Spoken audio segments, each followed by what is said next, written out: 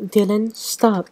It was Libra's voice calling out behind me as I raced up the stairs to our classroom. Dylan, come back! That was Tasman. His shout loaded with panic. I didn't have time to stop and explain my plan. I dashed from the top of the stairs to our classroom door and flung it open. Our classroom was empty, just as I hoped. Footsteps pounded behind me. Dylan, what are you doing? Demanded Bonnie, hands on hips. You know we're not supposed to be up until the bell rings. It doesn't matter, I snapped. This is scientific. I dumped my stool bag on the floor beside my desk and gazed up at the ceiling. My eyes scanned the white plaster. Libra was tugging on my sleeve. Dylan, what are you looking for? She wanted to know. If we are caught up here before assembly, let me concentrate, I told her.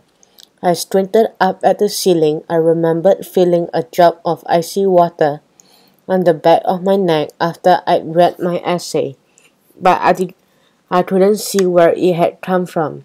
I had to get closer to the ceiling. Somewhere up there was the key to the mystery. I swung into action. I climbed onto my desk. You're not allowed to stand on the desk, shook Bonnie. I paid no attention. I stood on tiptoe, but I still couldn't find what I was looking for. Desmond, I called down, quick, get all the books out of my bag and put them on my desk. Your books too. I heard him groan in dismay. You're really asking for trouble, Dylan, he muttered, but he did as I asked.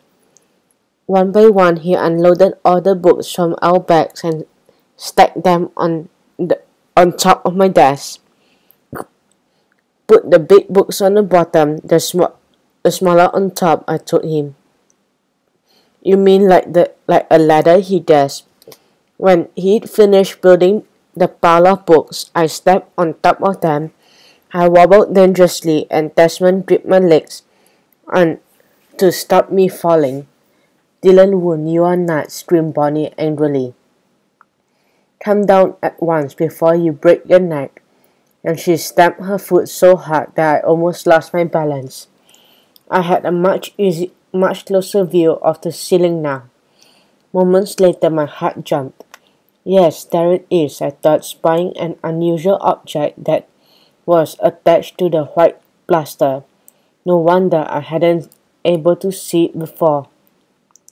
It was a strange colorless lump with a pointed tip, but I still couldn't reach it. I glanced down and noticed that the cleaner had left a broom in the corner. Libra, I called, quick, hand me that broom. She held up the broom and I grasped it firmly. With both hands I lifted the broom as high as I could over my head until the tip of the handle touched the strange object. Gotcha, I muttered under my breath. Dylan, Desmond shouted from below. What have you found? I'm not sure, I called back to him, but you'd better stand clear. I tapped the mysterious lump again and again, but it wouldn't budge. The pile of books wobbled beneath my feet. There was only one thing for it. I took a deep breath, steadied my balance, and whacked the strange lump as hard as I dared. Clang! Whatever was on the ceiling broke off and dropped to the floor. Clang! Crash! Tinkle! It shattered into a dozen tiny pieces. Bonnie dived for the floor. A moment later, she let out a tight shout. Dylan, it's amazing. I don't believe it. It's ice.